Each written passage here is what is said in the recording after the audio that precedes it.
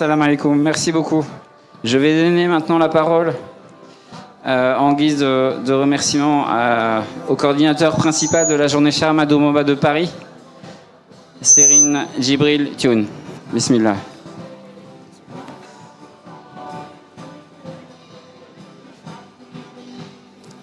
Bismillah, assalamu alaikum wa rahmatullahi ta'ala wa barakatuhu.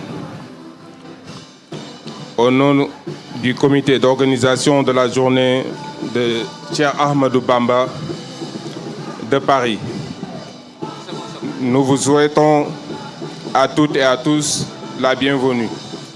Nous sommes très heureux et honorés de se trouver parmi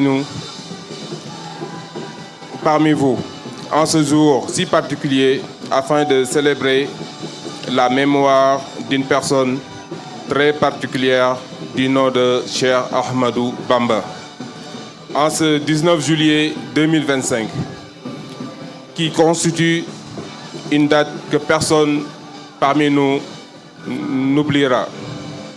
C'est le jour dans lequel son fils aîné, Serigne Mohamedoul Moustapha Mbacké,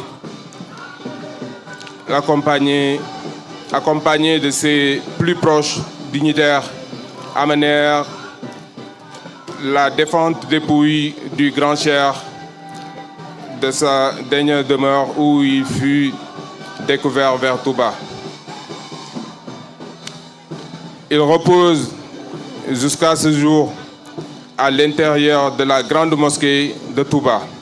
Ceci dit, il existe un autre fait marquant selon le calendrier musulman ayant demandé le jour de l'exil de notre saint prophète, que la paix et salut soient sur lui. La date de son rappel à Dieu se situe dans la nuit du 19 au 20e jour du mois de Muharram, ce qui nous donne en cette année de la date d'anniversaire selon le calendrier hégirien au 15 juillet 2025 et le même jour, c'est-à-dire la nuit du mardi au mercredi, il y a donc 98 ans de cela. Tant pourrait appeler cela coïncidence, mais nous ne croyons pas. Nous ne croyons pas à la coïncidence, nous croyons au décret divin. Et le décret divin n'est autre que ce soit en ce qui concerne sa volonté. Donc, cette journée est bien plus qu'un événement. Elle est un moyen de se rappeler à travers sa vie et de ses enseignements et surtout de profiter de ses nombreuses bénédictions demeurant innombrables. Sa pensée est profitable à quiconque l'entend, la comprend et la met en pratique. Nul besoin de lui être affilié pour ainsi ressentir les bienfaits de ces enseignements qui sont de nos jours plus que cohérents et pertinents.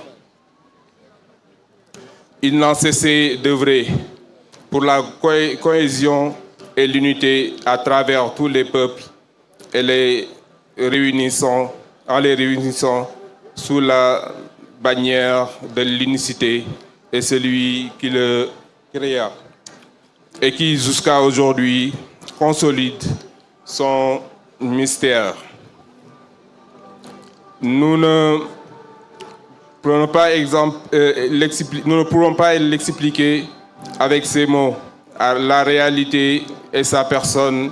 Néanmoins, nous pouvons enjoindre toute personne à l'intéresser et sa vie afin de traverser en lui des événements de réponse, des solutions et des problématiques, voire une voir une thérapie face à de nombreuses maladies récurrentes touchant toutes les populations de notre génération.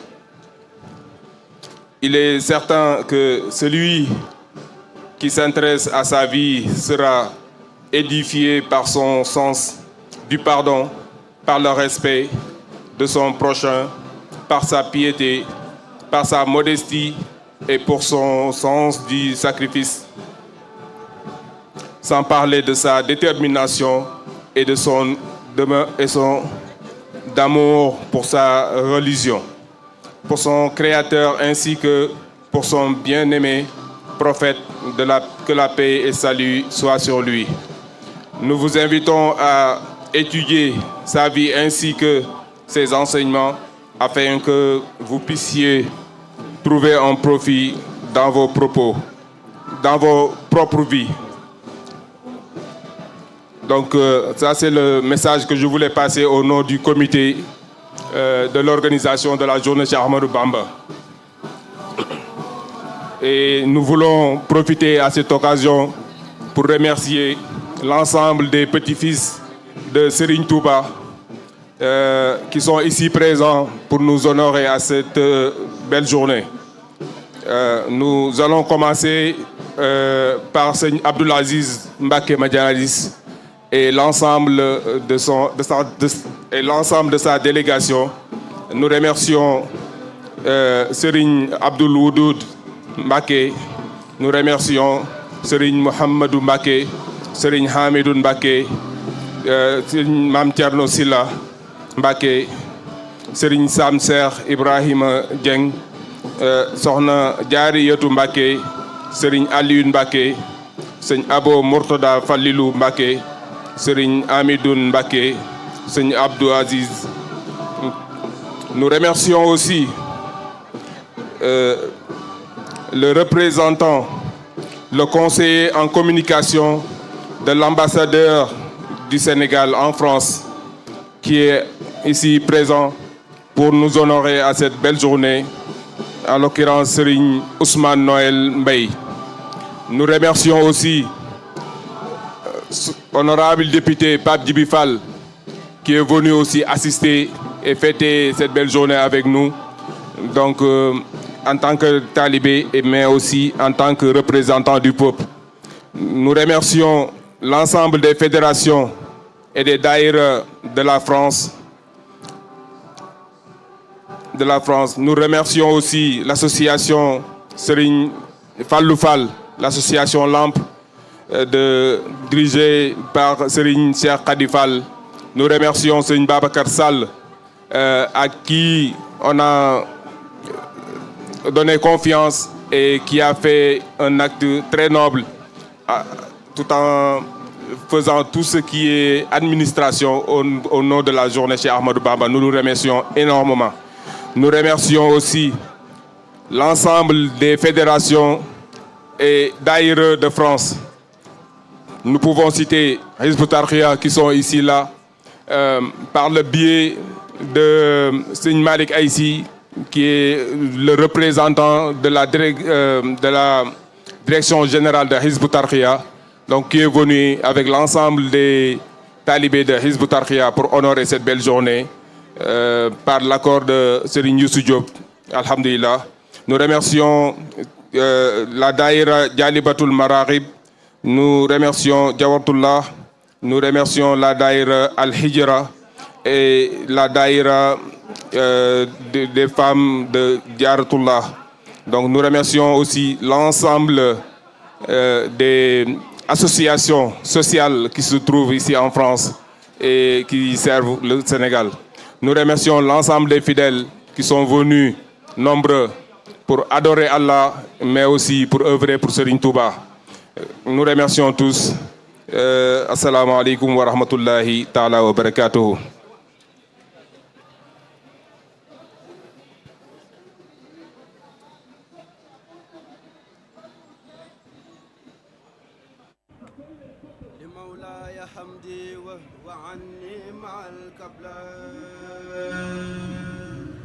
ولي قاد فيدا عجل البهر والبحر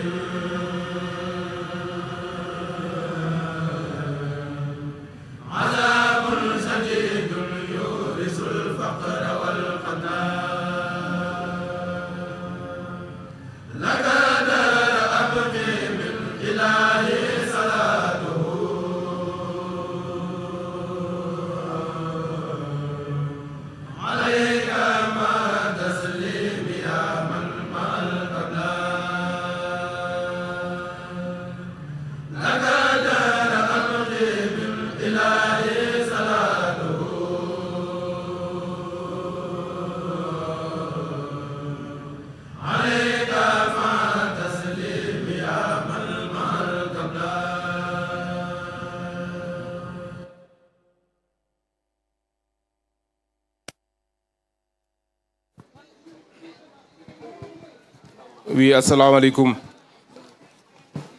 Je reviens parce que nous avons oublié le représentant du Khalife général des Mourides, Serigne Mountakha Mbacké.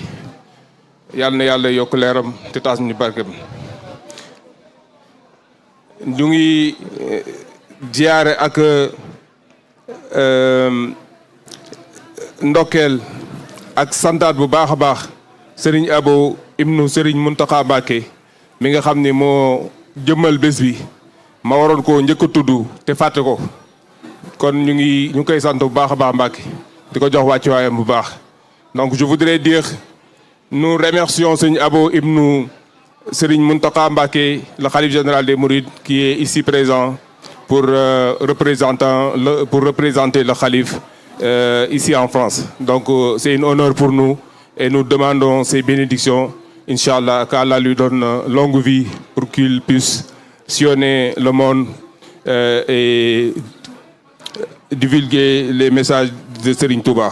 Nous remercions aussi les grands techniciens Diawatoullah TV qui sont couverts cet événement. Ils ont donné beaucoup d'amour et beaucoup de professionnalisme pour que toute la journée puisse être divisée partout dans le monde.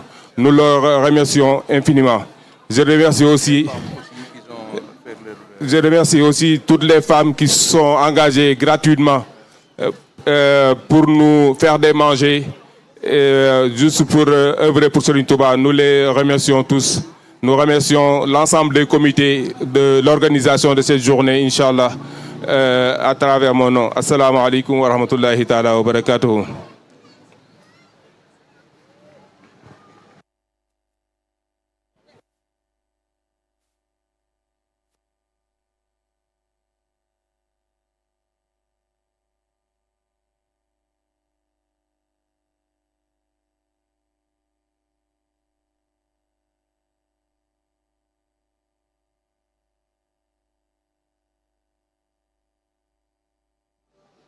Salam alaikum wa rahmatullah. Je voudrais, à la demande de Chérif, Serigne Modou Fall Kébé, d'Urine des Talibés de Paris, va venir nous rejoindre à la tribune, s'il vous plaît.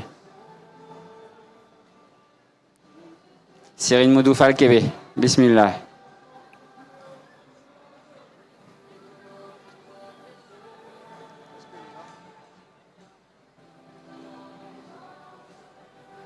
Serine Moudou Fall Kébé. Est-ce que vous êtes parmi nous? Bismillah.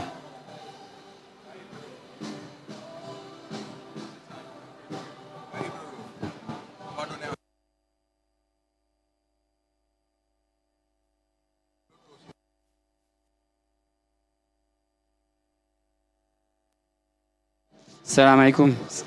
Serine Kébé, bismillah. Mais moi, j'avais rien prévu.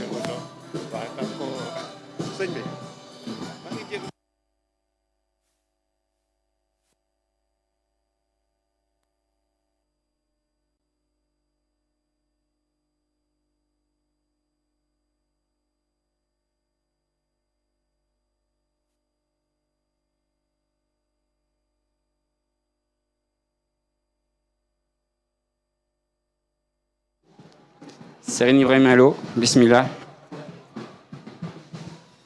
3 minutes. 5 minutes.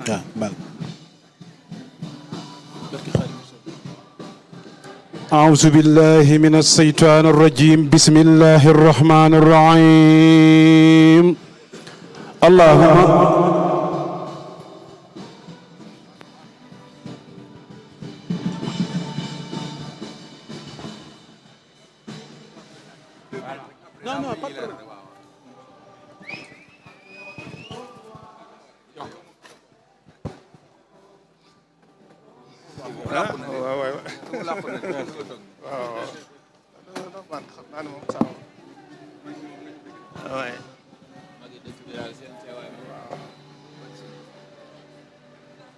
Assalamu alaikum wa rahmatullahi wa barakatuh.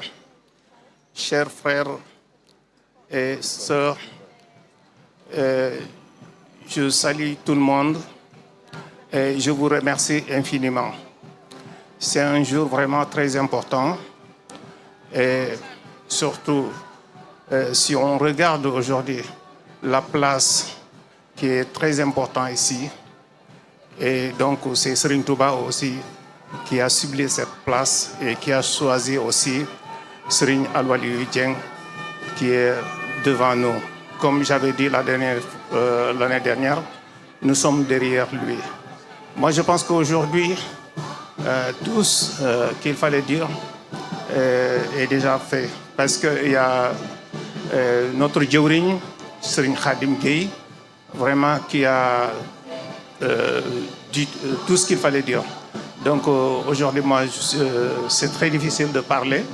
Je remercie tout le monde et je demande à Allah subhanahu wa ta'ala qu'il nous donne la possibilité de continuer ce travail le plus longtemps possible et qu'il nous aide aussi à rester dans le droit chemin et aussi pouvoir mieux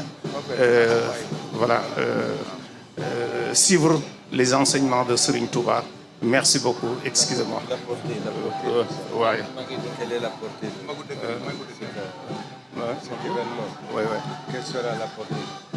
Oui, bon, je pense que ça, c'est très important. Bon, de toute façon, comme j'ai dit, Serigne Al-Waliou, on doit le remercier parce que ce qu'il a fait, c'est un travail très difficile qu'il a commencé depuis quelques années en Espagne et qui continue ici en France. Et je pense qu'il a l'ambition de le faire partout dans le monde entier.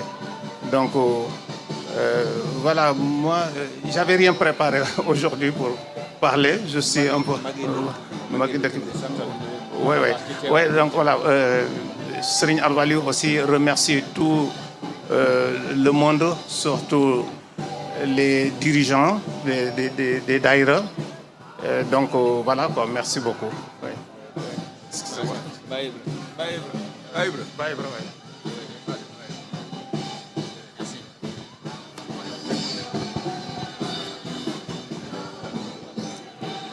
أعوذ بالله من الشيطان الرجيم بسم الله الرحمن الرحيم اللهم يا شكور يا رافع صل وسلم وبارك على سيدنا ومولانا محمد وعلى آله وصحبه وارفع جميع أعمالي واشكر جميع أعمالي وارفع إليك خالصة مقبولة آمين سكور الرافع شكري لرب كريم كان سكارا وأرتجي منه في الدارين أبكارا شكري لرب كريم كان سكارا وأرتجي منه في الدارين أبكارا شكري لربنا كريم كان سكارا وأرتجي منه في الدارين أبكارا كتبت شكرا له ما قد رجوت به كوني سيدا وسكارا رجوت منه تعالى شكر أملي ورفع اليوم أني نهم غفارا رجوت أن يموز سالات جملتها أني وتسقيره لي دهر كفارا إني أخاطبه في البحر مغتربا ولم يسل جل قهرا وجبارا فجعتني ربي بالآلاء هب لي أهود للبر رد لي كل من بارا على النبي سلم تسليم بالكرماء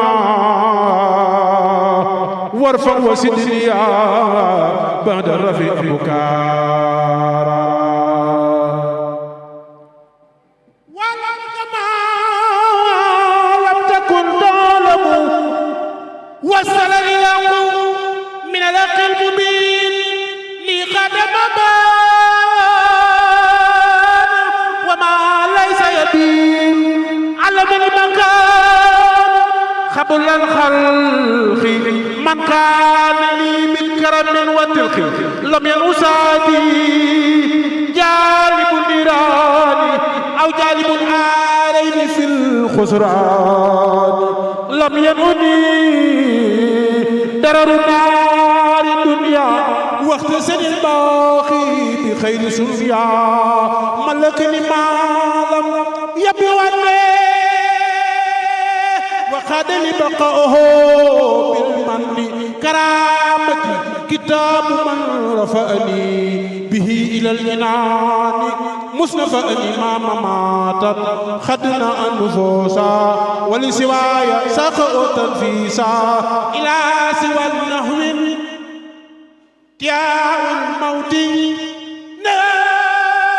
نفوس كل بفوت لم تنودي مخدمات الموت وقد رفعت بالبقاء الصوت موت الذين كابدوني بدلوا موت نفسي ما نعني جدلوا تسأل الموت بقاء الله أبو خالي الله لوجه الله كفاني الباقي مما تسرمدا وببقائي يسوع أحمدا نفعني ولم يدرني ولا يدرني كلي علي حولا تسأل الأمراض والممات بقى واسبي من السماوات علمني بقولي إلي البيت رافعا بي المرضية لا شك في كوني بالأمين في وبالكتاب والذي ملكني الأمين والأمين كتاب باخ جاءني تامين خاتمة المناجاة بالخط سبحان ربك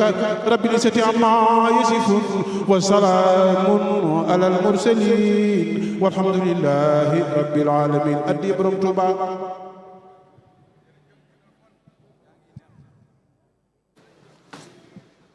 Bismillah. Bismillah. Cheikh Sidi Ndiaye.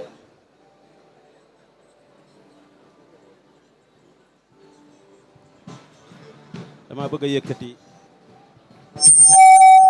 bëgg yëkkati sikrullah rek ñu aw ko ñeenti minute rek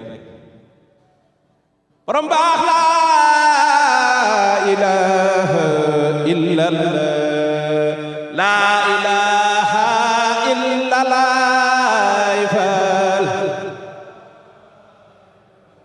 waaw leen góoro awaaw borom baax la ilaha illallah la ilaha illallah Cheikh Ibra Fall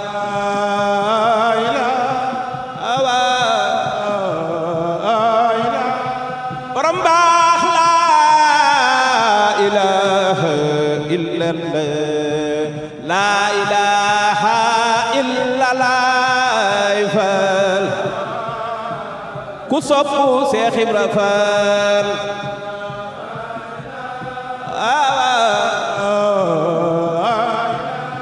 borom baax la ilaha illallah la ilaha illallah waaw leen góor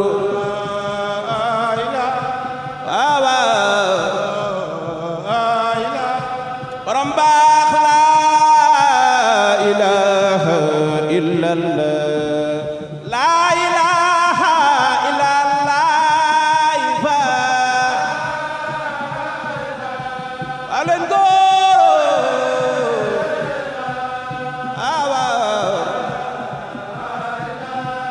borom baax la ilaha illallah la ilaha illallah Fall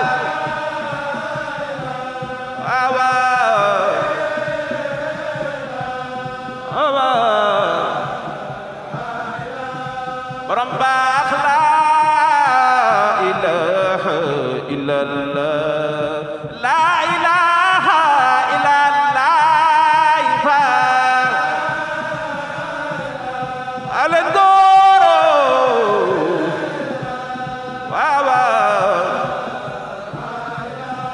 borom baax la ilaha illallah la ilaha illallah Fall waaw leen góor waaw